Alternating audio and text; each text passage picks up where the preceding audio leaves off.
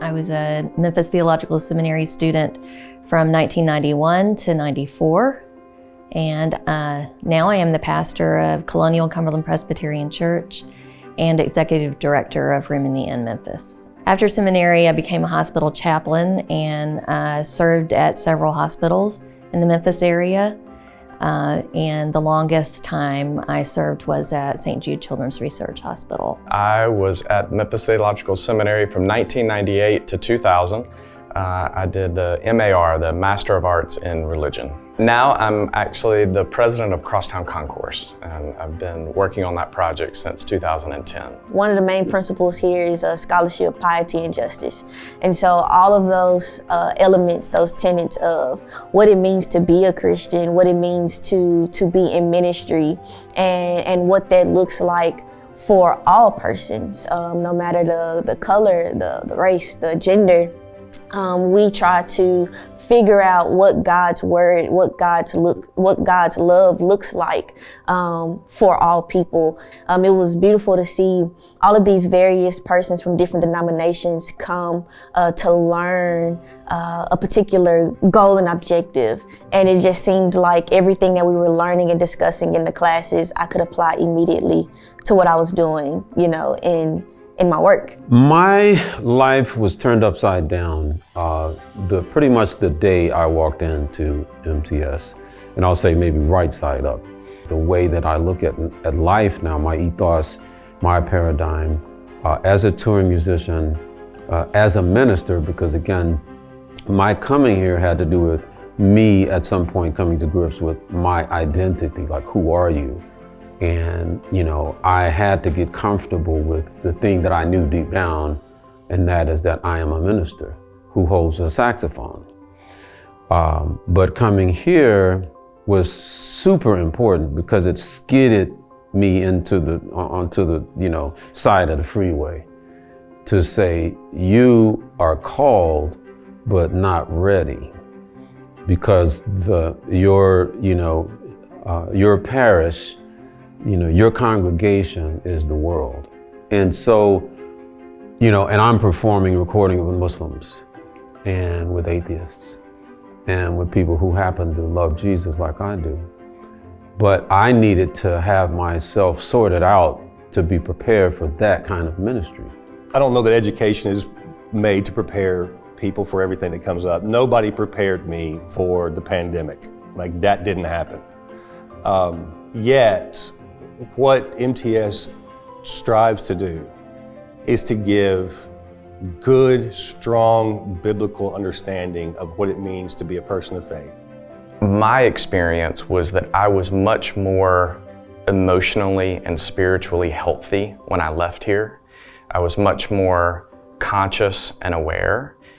And now not being in a church, but in a different kind of ministry and organization, it created the foundation for being able to navigate all of those different worlds, while at the same time holding fast to my faith and the things that I had learned here. One of the wonderful things about this institution is its practical theology. It is focused specifically on what does it mean to live out the faith. It's not solely the theological side, though that's so much here. Everything about this institution is, how do you now apply this in a world that so desperately needs the good news? And that's the best thing about coming out of this place. As a student at the seminary, the community by far was the most important part of my education.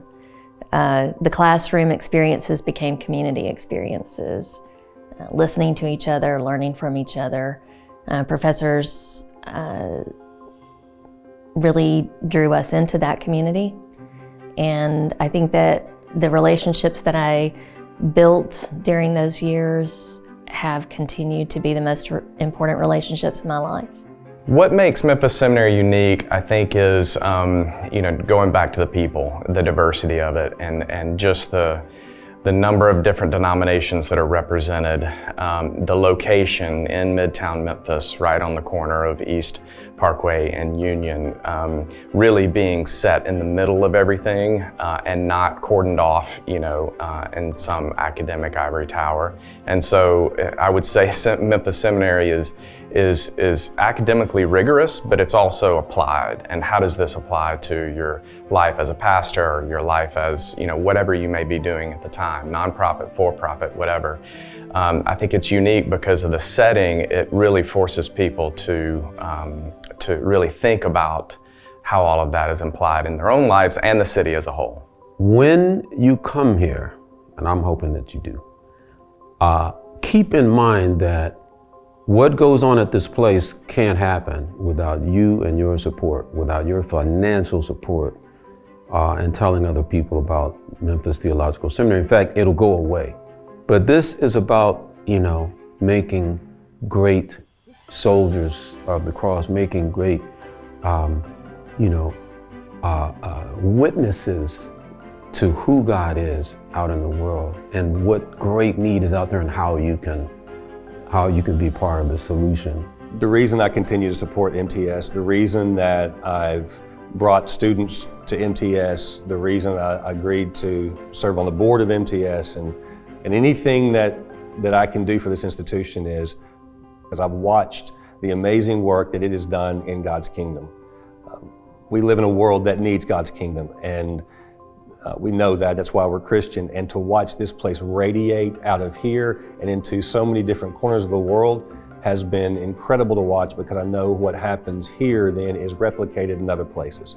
So this is hallowed ground, and that's why this is why MTS for me is because there's no place like it. This place has prepared so many strong leaders in the city and that are emotionally and spiritually healthy, and I would say that it's extremely important that we continue to support this institution.